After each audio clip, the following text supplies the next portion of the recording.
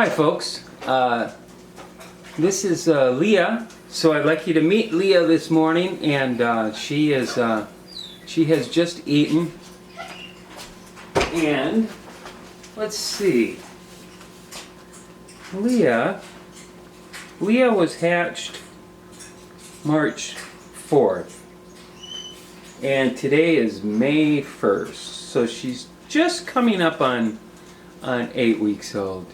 You can see Leah's pretty interesting. She's got Leah has more gray on her, little gray spots that you can see on the top of her head, on the she's even got them on her chest down here.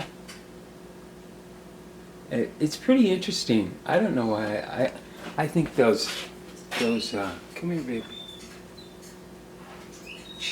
She's got gray up here.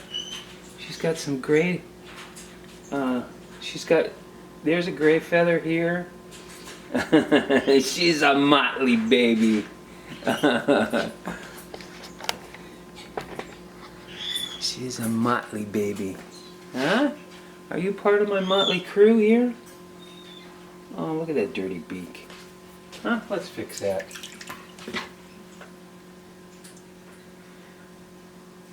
Now Leah was actually, she was with all the ringnecks until they got to where they were starting to fly around. I had to put them in a cage, and then we had to separate everybody. She was really good with the baby ringnecks, and Leah's been so she's kind of been by herself a little bit. I mean, she's on the table with them. She's just got her own bin. She's actually been in the cage right next to the ringnecks, and so she's just starting to develop. You know, she's got quite a ways to go before she's ready to go home to someone. She does not have a potential someone yet. I've had a couple people asking about her, of course, but a lot of times what happens is people wait until they're a little older.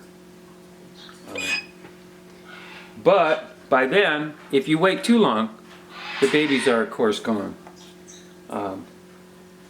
So Leah is the next baby up. I don't know how noisy. Oh, I hear the macaws calling from downstairs. So I don't know how noisy it's going to get here.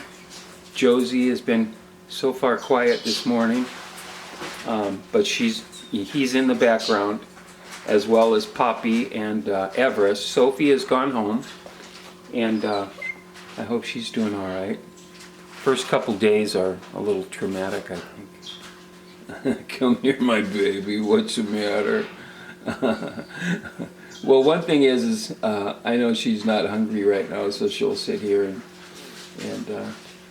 if I let her just hang out with me while I cut vegetables for the rest of the birds, you know, she'll just hang out and start playing with the toy. And that's kind of how I do my socialization. You know, let them hang out while I'm cutting vegetables. Oh, there goes Josie. I spoke too soon. But yeah, it's just about.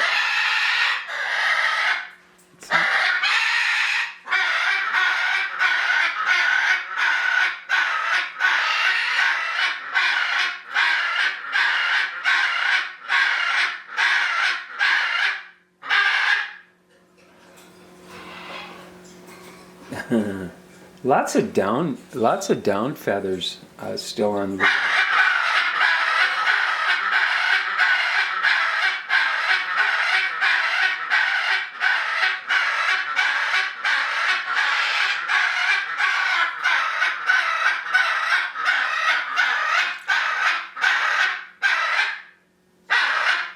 Let's clean this beak.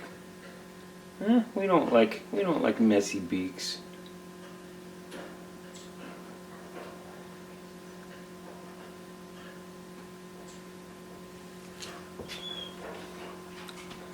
So Leah, yeah, she's about what, 6, 7 weeks. Not quite 8 weeks old yet. About 7 weeks probably.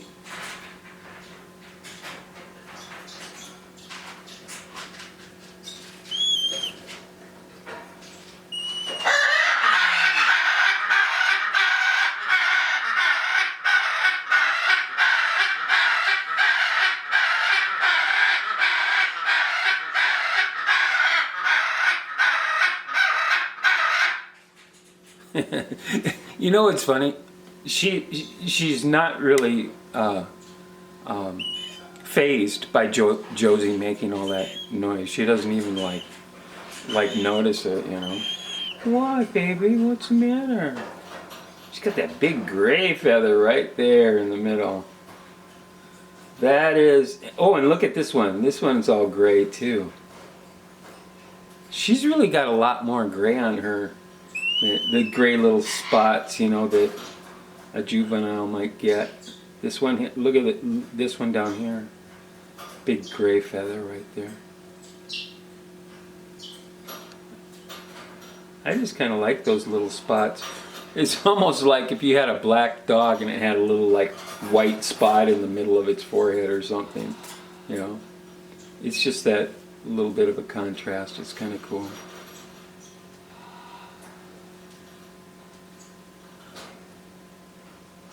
So, folks, I just wanted you to meet Leah, and because she's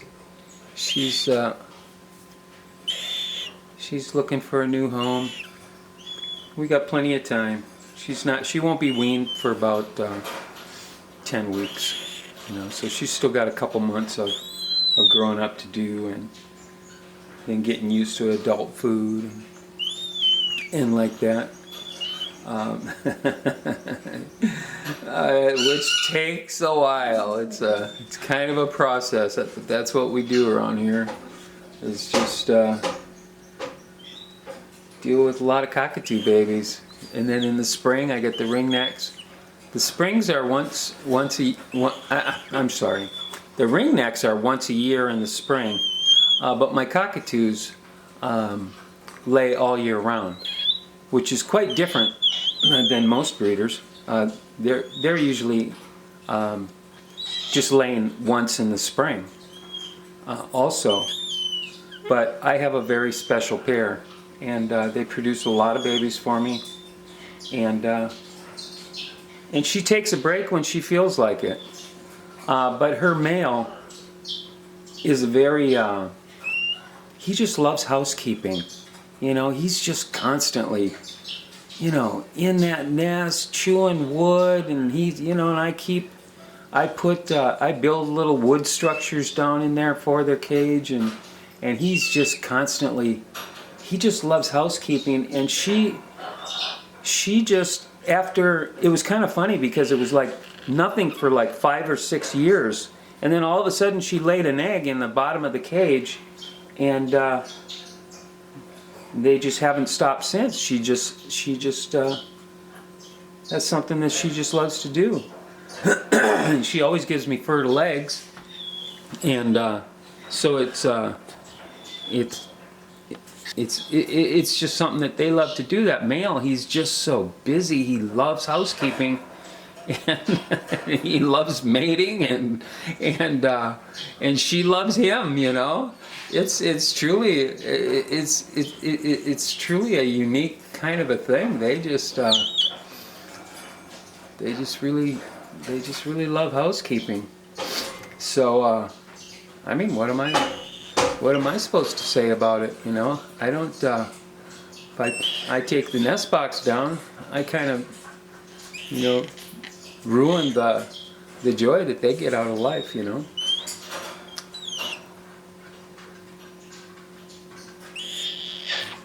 And all my birds aren't breeding like that, I'll tell you that. That is a rarity. You really don't have bird mills. Believe me, because birds aren't happy, they don't breed. So this is truly kind of a unique situation. So I do what I can to keep them happy and healthy, and feed ABBA 1500 seed mix, Pretty Bird Daily Select, large pellets to the bigger birds, and then fresh foods, concentrating on vegetables, different kinds of vegetables. I try to mix it up once in a while. Yesterday I was able to get the blueberries. They dropped in price a little bit at Walmart, so that was nice. So I like the apples, oranges, and blueberries. I buy a papaya once in a while and try to mix it up, spaghetti, squash, sweet potato, some greens once in a while. They don't really get too much into the leafy greens, but I think with the orange vegetables, like the carrots and the sweet potato and the squash, we kind of make up for that. The dark oranges and gives you the same vitamin A and vitamin D that you would get with your greens and stuff like that too. And once in a while I mix it up. I'll throw some greens in there too. And we try to give them that. I do mix some organic pellets in there too, Tops organic pellets. But I'll tell you what, they are not a fan favorite of the birds. And they're alfalfa based. That's fine. Alfalfa's, has its merits. But I'll tell you that the birds, especially the macaws, I mean, usually if I put it in a mix with seeds or with pellets, it's at the bottom of the bowl. But you know what I do? I recycle. I throw all my seed, my seed waste into a bin, and then I put that outside under the bird feeders and feed the squirrels, the birds, the deer, the raccoons. I even get a possum coming up there once in a while, and he'll be hanging out. Just like feed the animals outside. So that's what I do. I recycle all my seed and pellet waste and half cracked nuts and stuff like that. Pecans and walnuts and stuff that I give my bigger birds, the nut mix, all that waste. I don't let it waste. I put it outside and feed the animals outside. That does cut down on my Menards bill of buying. I still buy black oiled sunflower seeds and corn. Bags of outdoor corn. For the squirrels and that. I mean, I just under my bird feeders, I just said if you can't beat them, join them, kind of a thing. With the squirrels. I just quit trying to get rid of them and just started feeding them. And you know what? When I had the foxes here and the squirrels were gone, I was mortified. I missed my squirrels, so I started especially feeding them because I'm not overrun with squirrels. There's only one out there this morning. And usually there's half a dozen or so. I get from 6 to 9 squirrels out there. I have about a half an acre yard here, a little more than half an acre, and a lot of it still has trees, and I live in a cul-de-sac, so it's there's no real neighbors like right next to me, so I get quite a bit of wildlife going on here. So yeah, I put all my bird seed waste. I save it in bowls and bins and buckets, and when I change the food out, I empty the half-eaten stuff into a bucket, kind of save it up for a week, and then throw it outside. Really helps out.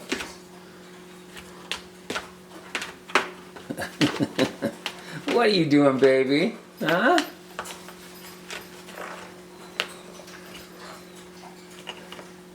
What are you doing, Leah? All right, folks. Well, meet Leah, and we'll be seeing more of her in the coming weeks. She's actually going to be a pretty good girl. Now, she's not. You notice, like when I come up from behind her like that, some of the birds have a little bit of sensitivity to that, and some of them don't.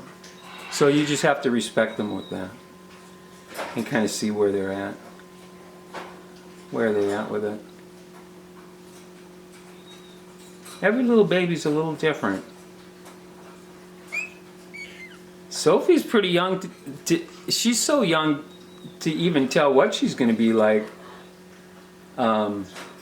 It's pretty early yet, but it looks like she's just going to be a really mellow, lovable baby. She's. Of course, they're all so beautiful, aren't they? Oh, look at that.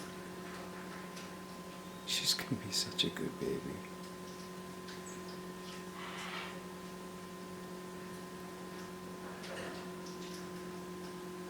I'm going to just rest her head in my fingers.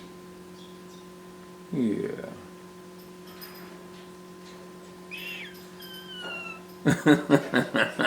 My baby. All right, folks. I want to thank you for listening and thank you for watching.